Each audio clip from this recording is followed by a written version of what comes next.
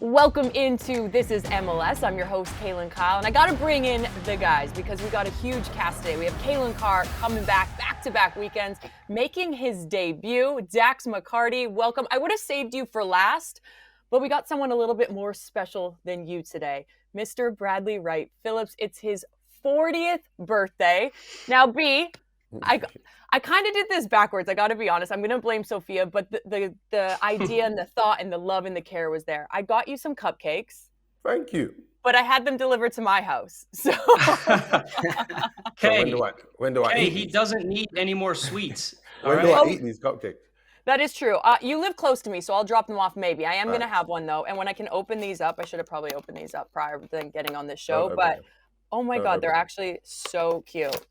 Here we Brad, go. Opening my cupcakes. I got to show you them because, like, Sophia, you knocked it out of the park with these. Okay. Brad, it's like you're not allowed it's a to hack eat these jog until right now. after the open cup. Wait. Oh, they look good. They look decent. So I'll save you those, okay? All right, now Tough- they're just tough gonna go off. timing, They're gonna but- get spoiled. Brad, are you thinking now, you're getting a little older, are you going to adapt your game at all? Maybe drop into the midfield with Dax and Yeah. Sasha a little bit? Like, Yeah, it's I'm facts. curious I how can't this is go going to in work out behind. in Open Cup. Yeah, I can't go in behind anymore. It's more. If I'm going in behind, I got to pick my moments. So Dax, don't just be Kaylin. playing the ball over the top every time. Kalen, he is not technical enough to be dropping into the That's a lie. midfield. All right, That's a lie. I want my striker in the box, running in behind, and just scoring tap-ins. Okay. Hey, Don't man, Brad, that's a don't- lie, or- but I'll take it. Brad, don't let them disrespect you on your birthday. They're You can gonna do see. whatever you want here today, They're gonna okay? You see. can coach if you want to. They're gonna see. Don't worry, Kay. They'll see. Hey, one Let's dive quick s- note. Wait, one Oh. quick note. I heard Kevin Egan has recently told me that there has never been a 40-year-old score a hat trick in the U.S. Open Cup. So, to our newest 40-year-old, no pressure. Yeah, that's put a lot of pressure on me. I'm gonna go do some homework on sporting Kansas City too. I love how Kev's in South Africa and still sending you notes and XG and stats. Kev, we He's love always the on the work. clock. He Right. is. Speaking of always on the clock, this coming Sunday Night Soccer is not going to disappoint. Inter Miami traveling to Atlanta United. They will be kicking off at the Benz. Everyone knows the Benz is one of the best places to play here in Major League Soccer. Dax, you know that all too well. Now, Inter Miami, it's been an interesting story in just 3 match days. 2 of those match days without Lionel Messi. 2 of those match days, comeback win after being down to 10 men early on. So, Dax, looking at this Inter Miami side, it just feels like 2024, maybe a little bit better. Do you feel like the pieces have really revamped this team and added new life into this team? I do. I do feel like the pieces that they have brought in have added new life to this team. And I want to start with probably one of the most important pieces, Javier Mascherano, the head coach who's been brought in. It's his first big job as a head coach in a first division, and I think he's balanced this team out extremely well. He's getting great performances from young players. He's getting great performances from new players, and I think he has solidified this back line. Now, I still think they have issues with discipline. As you mentioned, Kay, they've gotten multiple red cards in first halves of games, and yet they've still managed to find a way back in 2 of those games. In one of those games, they secured a late draw at home at the Death with some Lionel Messi magic. And then recently against a contender in Charlotte, they ended up winning the game. And this is a team who has been very fragile defensively the last couple of seasons. And to me, it looks like Javier Mascherano, one of his main points of emphasis has been to solidify that group. They've shown that they can be a little bit more gritty. They've shown that they can grind out some games. And this is going to bode well for Inter Miami going throughout the season with the amount of rotations that they're going to have to make. Caitlin, speaking of discipline, Dax just touched on it. 2 red cards. We kind of saw the similar stories building in 2024. Is there a disciplinary problem within this side? Well, last year they were top 3 in disciplinary points with yellow cards and red cards, and they set the single season record for most points in MLS history. And I know you guys all have kids. It's kind of like saying, hey, you got to improve your behavior. And then they just pull up the receipts of straight A's every time. So what are you going to say at this point? Yeah, it'd be easier if they were to change and clean this part up. But that's the difference between this Inter Miami team and the rest of the league. Honestly, most teams, every week I hear managers or sporting directors say, oh, we don't have our best player. We have injuries, fixture congestion. What are we going to do? And oftentimes I say, hey, that actually makes sense. That's legitimate. None of that applies to Inter Miami. They have so much top-end talent. They have the depth, and they're able to get away with making some silly decisions at times, putting themselves in a hole. They don't even have to put together a full 90 even sometimes, even 30 minutes of top-end quality, and they're able to get out on top of it. But that's the supporter shield and the regular season. In knockouts, that's where it changes. You might walk in to a Mercedes-Benz, a certain ginger is on his game, and that's it. And so that's where I still think that Inter Miami have a lot to prove as far as cleaning it up if they want to get through in these knockout formats. Well, let's go back to 2024 because, Dax, you had Lionel Messi in your back pocket. Atlanta United sneak into the playoffs, and I say that very respectfully, obviously, because you're my coworker and I love you to death and you're a great addition to us. You knock Inter Miami out after lifting the supporter shield, after setting the single points record. They were the team that should have and probably had the most pressure to lift the MLS Cup trophy. Looking at both of these teams heading into this game, it's going back to the Benz. There's going to be emotion. Does Atlanta have a shot at knocking them off? Yeah, 100%, Kay. This Atlanta United team is a very good team that has been quite inconsistent this year. They've had 3 games, 3 first halves. They've looked like the best team in the league. And then for whatever reason, I'm not sure what they're doing at halftime, but they come out in the second half and they look like a totally different team. One of the big question marks I had, even when I played for Atlanta United last year, was a question of leadership. And that's not a shot at Brad Guzan, the captain, because I think he's a fantastic leader. But anytime you have a goalkeeper who's your captain, sometimes it's difficult when they're so far away from everything happening in the middle of the field for them to get a message out. And so I would like to see this Atlanta United team start the game the way that they've started the previous 3 games, but then coming into halftime and going into the second half when other teams make adjustments. I would like to see some leadership on the field from some of these guys that I expect to step up. Guys like Stian Gregerson, guys like Bartosz Slić, and guys like Miguel Almiron, who has come back into this team for, the reunion. And I would like to see them show a little bit more leadership. I think that can go a long way into kind of making sure that they play a full 90 minutes. And if they do that, Kaylin, I think they have a very good chance to beat Inter Miami. Kaylin, Kay. I think just going off of that Atlanta thing, the only problem I see with them is the front 4 haven't clicked yet. I think when they start to understand each other's game, I think it's going to be a lot more dangerous. But at the moment, you're seeing a Latte, he's running in behind, but the ball's going to Almiron. Or Moranchuk and Almiron are picking up similar positions. They haven't got Saba in the game as much as they need to. He was a big influence on the game last season, as you all know, Dax. Saba time, he turned up a lot of times and saved that Atlanta side. So I just think they need to work out how to play with each other, and I think you start to see full 90-minute games. Well, let's take a look at Sunday night soccer because it will not disappoint, gentlemen. It goes back to Mercedes-Benz as Atlanta United are looking to try to knock off Inter Miami. We saw what happened back in 2024 in the first round of the playoffs, the best of 3-game series. Our pregame coverage kicking off at 6 p.m. Eastern, followed by the game, halftime show analysis, and then wrapping up the night with our very own Kevin Egan and the lads on MLS Wrap-Up. All right, let's get into another game, but let's jump over to the West. LAFC taking on Austin. Now, after a promising first 2 matches for LAFC, they took a big step back when they faced the Seattle Sounders, dropping that game 5-2. Should we be worried about the defensive side of it? I know it's just one game, but there was a lot of leaky goals in that match.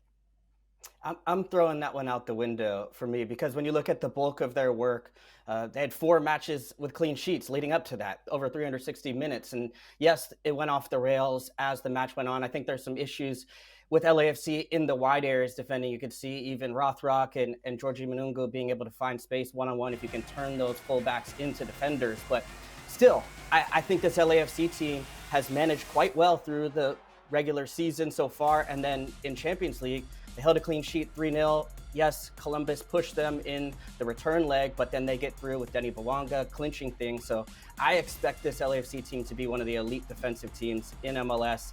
This was an aberration, but I think they're going to throw it out. You can't take anything from that loss. It's a game where it was heavy rotation. I think when Aaron Long came off the field, they started to concede goals. There's nothing to worry about. And if we're talking about this game coming up, let's be honest, they're playing Austin. Wow!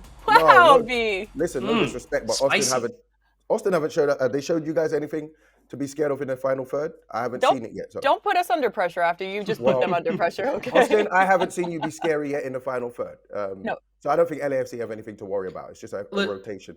Listen, Brad, you're not wrong, but I'm not willing to throw the Austin attacking players out the window just yet. Listen, I know that you are a reigning Don't put words in my mouth. I know you're a reigning Golden Boot champion, so you have high expectations, but you know as well as I do that with those attacking players, it's going to take a little bit of time to click. And I think we see it with Atlanta United a little bit. These attacking players, usually that's the last thing to come. And what I would like to see from this Austin FC team, I think that Uzuni and Vasquez can form a very dangerous partnership up top. I just think you have to get Uzuni up to speed quickly, and you have to get him closer to Brandon Vasquez. You know, Uzuni is playing a little bit out wide. He's playing as more of a winger. I would like to see this Austin team adopt more of a Philadelphia Union approach, where you can get Uzuni closer to Vasquez up top, give your fullbacks full license to bomb forward, get into the attack, and get service into the box. The one criticism I have of this Austin team, they don't have a designated number 10. They don't have an out-and-out replacement for Sebastian Driussi. So you're going to have to find creativity in other ways. And I look at what Philly's doing with Ura and Ty Baribo, the Golden Boot favorite at this moment in time, being able to get service into the box. I think Austin should try to mirror this because Uzuni and Vasquez have proven that they can score goals. They do have a track record. It's just a matter of them finding chances. Let's take a look at the stats between these two clubs, LAFC and Austin, because it is interesting. It's two teams that have had some highs, that have had some lows, and now other teams that might be in trouble. But looking at them right now, 2 wins compared to the 1, goals 4-2-1. So it is very interesting. And then obviously those 5 goals that we saw LAFC take from the Seattle Sounders. Going back to your point though, Dax, is there maybe a little leeway that we shouldn't be giving Brandon Vasquez? Because we saw what he did at FC Cincinnati. He then goes to the powerhouses in Mexico. He's played in this league before. He's a $10 million man. When does he need to start putting a little bit of pressure on himself to score goals for this team, whether they do have that 10 or not? He should be feeling pressure. And I agree with that sentiment. And I think that's the direction Brad is going to go down. He should be feeling pressure because what comes with a massive price tag is a pressure to score goals. And listen, when you're a designated player, it's different than being a rotational piece on a really good FC Cincinnati team where maybe the expectations aren't as high. And let's not forget, at FC Cincinnati, he was surrounded by one of the best number 10s, not just in the league, but I think in league history in Lucho Acosta. So you don't have that anymore. So Brandon Vasquez needs to take more responsibility. But again, this is a guy, Brandon Vasquez does not create goals on his own. He relies on service. He has good instincts in the box. He's dangerous with his right foot, with his left foot, and especially in the air. I would really like to see Austin try to play to his strengths. And listen, crosses into the box, they aren't really high percentage chance scoring chances. But when you have a guy like Brandon Vasquez and a poacher like Mirto Uzuni, I think that the more you put the ball in the box, the more dangerous you can be. And the more times that the ball is going to fall to them, they will score goals. All right, I want to jump to 2 teams that have been struggling, to say it in the nicest way possible, heading into 2025. The LA Galaxy taking on Portland this weekend. For the LA Galaxy, they're coming off yet another loss, but to St. Louis this side, a team that hadn't conceded any goals heading into this match. They end up losing that one 2-0. But in our pregame show on MLS Countdown, I thought it was really interesting that Greg Vanney said, we've been unlucky in some results. So let's take a listen. To work on the defensive side as well. We've given away some really soft goals in the first few games with mistakes. Those things can come and bite you because I do believe that inside of the last few games, we could have very easily walked away with 3 points or 2 points and 2 draws. And so, again, it comes down to details for our group, and our margins, as I said, are a little bit thinner right now, and we need to each take responsibility for that and how we can improve. Brad, now I know it's your 40th birthday and I should let you ride this show out. I shouldn't bring back anything from the past, but you know my personality. I'm not like that. You said last week on This Is MLS, they'll be okay. Are you sticking with that? Yeah, of course. Relax, man. It's game free. Oh Listen, my God. No, it's game free. Watching that game on the weekend, I thought the Galaxy played really well, and obviously you're not going to get results if you're not putting the ball in the back of the net. They had chances. I can think of one specifically. Gabriel Peck ball comes across the box as a tap in. He normally scores that. Their team is disrupted with injuries. I don't worry about the Galaxy because I've seen what they can do with a full squad. So everyone needs to relax on the Galaxy. All right. You know what? You just don't want to get the hate from the They played Galaxy well. fans They like played we well. saw Sasha get last year. Let's go over to Portland because it's almost that similar story heading into this season that the LA Galaxy have right now. They obviously got rid of some key players like Evander to FC Cincinnati. There are now some key injuries. Dax, any new additions that need to step up and play a massive role in order to get some wins under Phil Neville's belt? Absolutely, Kaylin. I look at the two new attacking signings of David DaCosta and Kevin Kelsey, and they haven't given enough in these first couple of weeks. And so David DaCosta, he came into preseason late. I'm willing to give him a pass on maybe not being his sharpest right now. He scored a great goal. Don't get me wrong. He scored a great goal in week 2, the game winner. But that's dangerous service into the box, and the goalkeeper has to respect that it would be maybe be touched. Will it not be touched? And so, look, you have to put the ball in the right place to score. I just haven't seen quite enough from him and Kevin Kelsey. These are their two marquee signings in the attack. If you guys remember back to last year, they had 3 players score in double-digit goals, and they've lost one of their most influential pieces that they've had since Diego Valeri in Evander. David DaCosta, when I watch him play, he doesn't strike me as a like-for-like replacement for Evander. This is a really good soccer player. I think this is a player who does a lot of little things well. I think he moves the team forward. I think he's very good in between the lines. I think that he likes to get the ball in tight spaces, and I think he can wriggle out of spaces where there's multiple defenders around him. But I haven't seen him play too many final passes. I don't see him getting in and around the box, taking shots, being dangerous. And let's be honest, when you're replacing a player like Evander, the Portland Timbers, they need that spark. They need that talisman who is going to get them goals and assists. I don't see it from David DaCosta yet. It's early. I'm willing to give him a break. But Kevin Kelsey as well, these two need to get on the same page very quickly because this Portland attack has not been impressive so far early in the season. Kaylin, who needs this game more? They're both down bad right now when you look at the way they're playing. It's a stupid question, but No, it isn't. But go on, I need to hear this. Galaxy, Brad, I got to go against you here. They have 3 of their next 4 on the road at Portland, Minnesota, and Houston. So turf, horrible weather conditions, and there's not.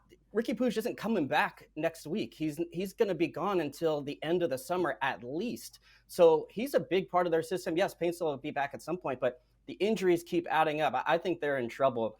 Now, listen, I kind of have some sympathy for them, though, because of what they did to push to win MLS Cup. That's the reason they're in this position, having to lose players due to the salary cap, injuries, putting everything onto the table. Portland, on the other side, they lost 5-0 at home in the wild card round last year. How did they start this year? Losing 4-1 at home to the same team, the Vancouver Whitecaps. So they got rid of their designated player, their number 10, an MVP candidate, and the players that Dax mentioned have not backfilled that. Look at Cincinnati. They lost Lucho Acosta. What do? They go out and get Evander. So I don't think the build has been there. And so I think from the standpoint of like who's to blame or who do I have sympathy for, Portland, for me, the standard that club should have, it's far below where it should be. I understand the Galaxy are why they're in this position. Portland, I don't have much sympathy for them. So wait, you think? Sorry, Kate. So you think Portland need this game? You think the Galaxy need to win this game more than Portland? I think anybody will take anything at this point. I'm concerned about both teams, but I feel more sympathy for the Galaxy because they're stuck in this spot right now. We don't have no sympathy. Listen, Portland need this game more. Last season, Greg Vanny won the MLS Cup. This is game 3. He's got a bunch of injuries, best players out. Phil Neville, on the other hand, you lose Evander. Your team's playing so bad at the moment. They need to win. If Galaxy lose, no one's going to be saying, Greg's in the hot seat. If Phil Neville and Portland Timbers lose, they're going to be talking about Phil Neville. When's he going to get this right? Do we see another coaching? The pressure is a lot more on. Quickly, Kay, I agree with Brad on that point that the Portland Timbers do have more pressure to win this game. But I just want to say, Brad, I wish you would have been a coach of mine and said, hey, listen, you guys played well coming off a 3-0 loss. Listen, I would have loved for a manager to come and tell me that. That would be great. And you know why you would need that? If you're losing, what do? You take positives from a game. That's how you get better. You get better. You're going to take the positive. You're not going to say, oh, we're terrible. Let's just give it up now. Brad, what did we do well in this game? What can we bring to the next game? They looked more dangerous in the attack. Marco Reus played better. He was more involved. Hold on, Dax. Did you There not are see still- the goal where he was standing on the back post with his hands on he his played hips? well, okay. He played well. Okay. Well, I that's was gonna great, go but he's there. watching the ball in the back of the net. I was going to his go job. there. Marco Reus, for all the positives that he had in attack, which is why you bring him in, one of my main criticisms of him has just been he looks uninterested. Look at this clip, Brad. Look at this clip. Look at him. He stands like a traffic cone for about 10 seconds. And don't get me wrong, this is a mistake from the goalkeeper, Mitrovic. But you have to mitigate that by being tuned in, by being alert. We're talking about a player who's played at the highest level, Champions League games, Bundesliga games for 15 years now. And when Ricky Puig is out, this is the player, Marco Reus, that the Galaxy are looking to be their talisman, to get them going. And yes, he did play better in the attack. He created chances. He looked livelier. But that clip right there, it just goes to the narrative that he just looks a little bit uninterested. You want to see him switched on at all times. I just think it's unacceptable for a player of his caliber. Let's take a look at the head. You guys are cold. I'm sorry, Kay, but I got to cut you off, B. We got to move on. This is only a 30-minute show, all right? Portland, LA, because I want to take a look at their head-to-head, because it is really interesting. They do have a lot of history between the two sides, and there's a slight edge with the LA Galaxy. 14 wins to the 11 wins to Portland, 9 draws between the two teams, and the last time that they encountered each other, they've gone 1-1-1. All right, let's move from the negatives to the positives, because I'm all about positivity. Two teams that still remain undefeated, one of them being the Philadelphia Union. Bradley Carnell's squad, he has gotten it right. 10 goals in just 3 matches has been unbelievable. Dax, you got a little bit of heat on MLS Countdown from Gazdog, so I want to throw you under the bus today. Let's take a look. Perfect. Soccer is very hard to predict early on. Now, Dax had the Philadelphia Union not making the playoffs this season. Do you have a message for him? Yeah, I saw that. I actually saw that. I was mad at him. I was like, this is the first year as a pundit, and he's already talking bad about us. Now, we all know preseason predictions is the hardest thing ever. Dax, you had to do it for the first time ever this season. We had the group chat going. I think I was messaging you guys from my 6th to 9th position of where teams would be. But now looking at the Philadelphia Union in the first 3 games, do you still have the same concerns? No, not at all. And you know what? I have news for you guys. My wife will corroborate this. This is the first time I've been wrong in my life, okay? And so behave. You would think that after coming off the field and playing in MLS my entire career, stepping straight into this role as an analyst, I'd be able to analyze a little bit better than that. But I had questions about the replacements for Jim Curtin and for Jack McGlynn, and not to mention Jose Martinez, a midfield that, quite frankly, was pretty strong. And this Philadelphia Union team underperformed last year. I think that's probably why they moved on from Jim Curtin. But Bradley Carnell has this team absolutely humming. You have Ty Baribo, you have Quinn Sullivan, you have Daniel Gazdog, who are playing some of the best attacking football in the league. But I want to give a special shout out and credit to their 2 holding midfielders, Jovan Lukic and Danley Jean-Jacques.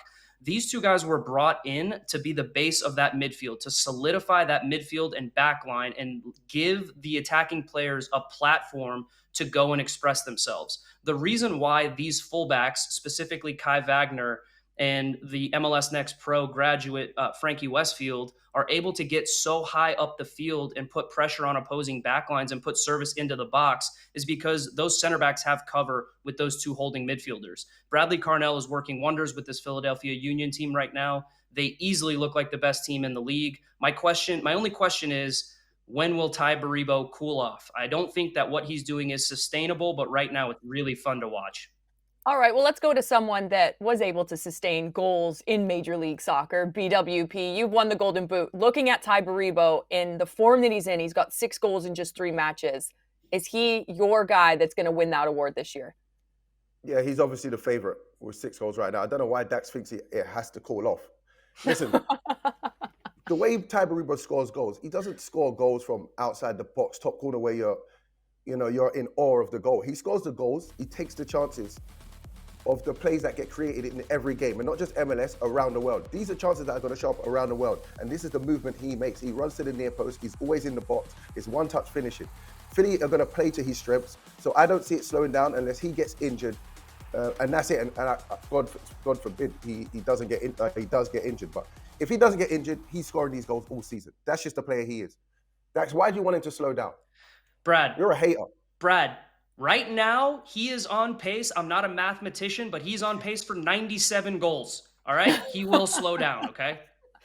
That's such a comment. Nobody scores that many goals. Yeah, obviously. But you think he's not going to be getting a goal every other game? Okay, he has. Brad, we ran the numbers. I think he's got 8 shots on goal and 6 goals. Nine shots on goal and 6 goals. That is not sustainable. You know who that reminds me of? A certain gentleman named Lionel Messi. Yeah. Are we forgetting about him? He almost got the Golden Boot last year and playing about 20 minutes of time. So yes, he's missed a couple weeks and Baribo has run away with things in the meantime. But I think we have to remember, hey, they're on a plane to Jamaica, coming back. When he gets going, when Luis Suarez gets going, Benteke is only 2 behind right now. He's the previous Golden Boot winner and missed a penalty 2 match days ago. So Baribo, I see, look, I like Brad that he doesn't care how he scores the goals. But when you talk about unsustainable goal returns, Lionel Messi is the first name that speaks to that because he's broken every model you could possibly have of XG, throw it out the window. So I think there's a little bit of recency bias. All credit to Baribo, but I'm still riding with the guys that I know. Well, listen, Kalen, if Inter Miami is going to rest Lionel Messi for 3 games at a time, he may not be able to score that many goals. Well, Dax, you're going to be eating your words because I think everyone on MLS Season Pass last year said the same thing, and he ended up crushing everything and won league MVP. I want to stick with the Philadelphia Union, though, because I was someone that tuned in to the Drive to Survive. It's the F1 series, and now I feel like I know everything about the F1. I'm the biggest supporter. And Major League Soccer got to film their own. It's the exact same. Box to Box produced it. It's called Onside. You can get it on MLS Season Pass and Apple TV+. It is incredible. And there was an episode with Kevin Sullivan, and it's crazy to think that he's 15 years old. I sat down on my couch with my 2 kids, a 6 and a 4-year-old, and my 6-year-old, 8 years younger than him, if my math's right. Dax, I'll get you to fact check that later. And he was like, I want to be the next Kevin Sullivan. Like, that for me as a mom, I'm like, this is so cool. It gets an inside look at these players, both on and off the pitch. Dax, what was it like to be filmed in part of that last season? Yeah, I don't know why MLS and Apple didn't use myself and Brad Guzan in the cold tub shirtless as a teaser more. Because they wanted people to tune in. You want to get people to watch, then you show the horses in there. You know what I mean? Listen, I think that this show, it gives you a great behind-the-scenes look at what actually happens in locker rooms, and not just in locker rooms, but off the field. And let's not forget to mention the infrastructure that MLS has, meaning the training facilities, the stadiums. They are world class. And I'm not stuttering when I say that. They are world class. So you get a peek behind the curtain. You get to see a little bit of personality. I watched it pretty quickly. I binged it, and it was a very, very fun watch. Well, let's take a closer look at Kevin Sullivan. Sorry, Kaylin, you can have a say when we come back, because I want to take a look at this clip real quick. Yeah, soccer was in our blood from birth. Sorry, Kaylin. I mean, in the crib, they had balls at their feet. I would manipulate their feet with the balls. And for sure, I mean, it was going to be. By 18 months, you could catch a football with 2 hands. Do you want to tell Kaylin that? Could kick a soccer ball, both feet, volleys. It was apparent that he was a little bit different, for sure. You know, you weren't thinking, oh, he's a prodigy. No parents, at least I don't think any sane parent is thinking that about their child. And you can catch all of that coverage. They're all streaming now on Apple TV+. You've got to get stuck in. Kaylin, did you have a left foot like that or a right foot at 2 years old? No, but I like that footage from Kevin was like 2 years ago, by the way. All right, well, let's jump out west now, because the current rulers are Bradley, drum roll, please, for me and you. The Vancouver Whitecaps that are 3-0, and they have started this season hot, being able to also play in the CONCACAF Champions Cup. They'll be taking on Monterrey in the second leg, traveling away to Mexico. It's currently level on aggregate there. So, Dax, looking at the Vancouver Whitecaps, their captain obviously went down last game on Matchday 3. We're not sure how long he will be out for. Can they continue this momentum?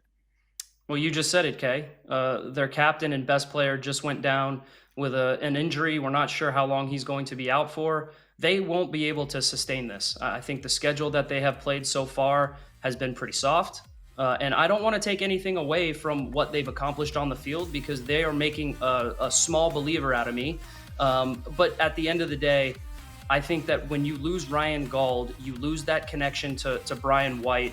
You lose the service to Brian White. And I think that this team is going to come back down to earth in the next couple of months. I love their midfield. I think that Andres Kubas is one of the most underrated number 6s in the league. He's a little pit bull in there. But this team, once they start playing some more top contenders in the Western Conference, I think that they are going to fall back down the table a little bit. I do believe they will make the playoffs, but unfortunately for them, the schedule will get harder. I disagree a little bit with Dax there. I understand the concern, losing Ryan Gauld, but for me, I've just been seeing since last season, this is a solid team. This is a really good MLS team. And I think they've added some defensive nuances to their game. They're a lot more aggressive. They play a good side of football, and they have a genuine goal scorer. Vancouver are one of those teams you don't want to see come playoff. I joined the bandwagon. I'm on the bandwagon too. Their next 3 are Dallas, Chicago, and Toronto. So they're not playing the best of the best to begin with. Then you get Ryan Gauld back. They have 8 goals from 7 different goal scorers. Yeah. And then the other part to me is they have the most touches in the opponent's box in MLS. So they're controlling the pitch the way Sorensen has them play. And then you have Brian White still up top. So I think they can sustain this and prove the doubters wrong, Dax. Yep. Kaylin, I just want to say, you get a cupcake, okay? There's only 4. Dax, you got to earn it. You got to earn it. They're not your cupcakes to be given away.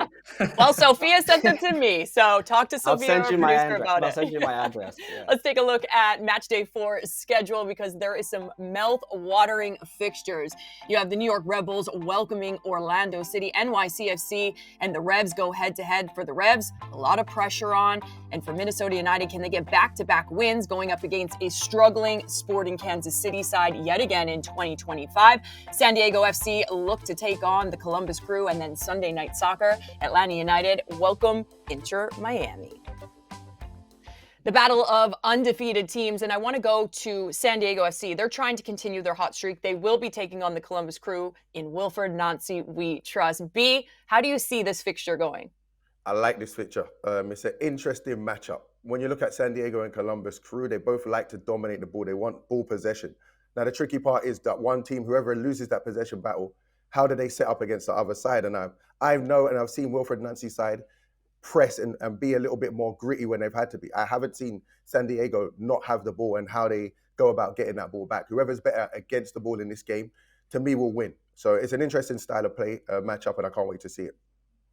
All right, the next matchup, Kaylin, I'm jumping over to you, because this one I have my eyes on as well. For Dean Smith's men, Charlotte, it was a team for me that I think they're going to be top 4 in their conference. They will be taking on FC Cincinnati, a team that has had a lot of pressure on them, but maybe we haven't seen the best of them as of yet. Yeah, I mean, Charlotte, difficult schedule to begin the season, but they've navigated it pretty well. I'm not as high on them and got a little bit of stick online. I think I said I didn't have them in my top 4. I heard Dax mention them as contenders. Kay, you're saying top 4. I'm not quite sure I see that. They were up a man against Inter Miami for the better part of the match. I think 38th minute red card in that one. And they had no shots on goal. So I'm concerned about that as far as the chance creation. And Cincinnati on the other side, navigating through CONCACAF Champions League, they got cut, dropped out to Tigres. But the moments that I saw from Orejano and his little dribble, wiggling his way through the box and then passing it to Evander, that looks scary to me. I think this Cincinnati team with Denke, when they get Miazga back, I think the defense is going to be elite. And I think this team right now is one that is a little bit under the radar somehow, because they didn't come out necessarily flying, navigating multiple cup competitions. But I wouldn't look at where they are on the table right now, because I expect them near the end of the season to be up competing for everything. And Dax? I'm looking at St. Louis, Seattle, Kay. I have that one circled for this week as a very intriguing matchup.